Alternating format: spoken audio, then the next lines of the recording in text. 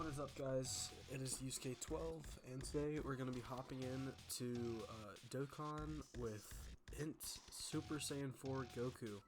I had this idea recommended to me by a friend on Discord, and he was like, yo, you gotta make a YouTube video on INT Super Saiyan 4 Goku until he dies, so that's exactly what I'm going to do. Pretty much, we're going to do this event. If he dies, video ends. Otherwise, yeah, we will just be heading into, okay, these rotations are solid. Other than that, if we win this run, I'm just going to hop into the Super Saiyan Blue Goku fight, and should end pretty quickly. But, yeah, let's just get right into it. I'm not going to cut this is literally just going to be raw footage the entire time. I'm just gonna be hopping in here, chilling. Yeah, Super Saiyan 4 Goku is probably one of the more controversial units in like the entire game's history, which I'm pretty sure most people are aware of. Because when he released, he was pretty comfortably like at worst top 4. They released him in Omega, which was a fight clearly designed towards him and what he was doing. He was a great slot 1 in there. His team was really good in there. He had good synergy with like pretty much everyone. Slot 1s are like kind of rare to come by, so him being able to do that. But it was kind of rough going into the Merge Zamasu meta, because when you go into Merge Zamasu, he hit hard enough turn 1 to one-shot Forku if he didn't have his hit buff. After he got hit, like he'd take like probably like 50 to 75k damage from the first hit of Merge Zamasu. But after that, it was pretty much smooth sailing. Even if he took the super, he'd still live.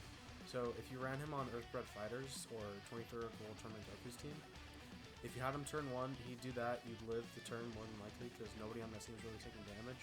And then the next turn, you'd revive with GT Duo or Goku and Piccolo, and pretty much he was not going to die. Normally you wouldn't kill before he could get 5 hits. If you did, then tough luck, I guess, but that was incredibly rare. My experience and many others. I think people tend to overplay how mid he was in that event. There was like 4 units, like maybe 5 or 4 units that could even slot 1 in that event, let alone consistently. So I feel like Forku being able to actually do what he was doing was a bit more valuable than people like to admit.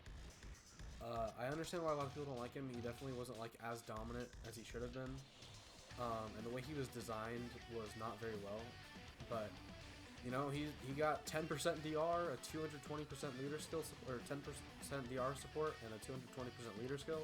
It's pretty safe to say he's okay right now. He's not good, but he can work. In a long event where he can guarantee that he goes into Oob and isn't able to just be one-shotted immediately by like a turn 1 boss like INT LR Zamasu was doing to him, he can work out kind of nicely. He's not going to be some like absolute dominant god of the game, but he will work, and that's kind of all you really want from this guy right now, is just a unit who works well, or works consistently, and that's exactly what this guy does. So the rotations I'm going to go into with this Jiren fight, in case you don't, this is the Vegeta side Jiren fight, by the way. I should have mentioned that right away. So it goes, I'll put the images on screen, but it goes Boda Magetta. Oh, I don't like this rotation. Boda Magetta, Physical Ribrianne. This is a really rough rotation, actually. Physical Ribrianne, Tech, Kato Pezla. I don't know how you say it. And then Physical Topo, which is honestly like the are we dead? Okay, well, yeah, that's the end of the video.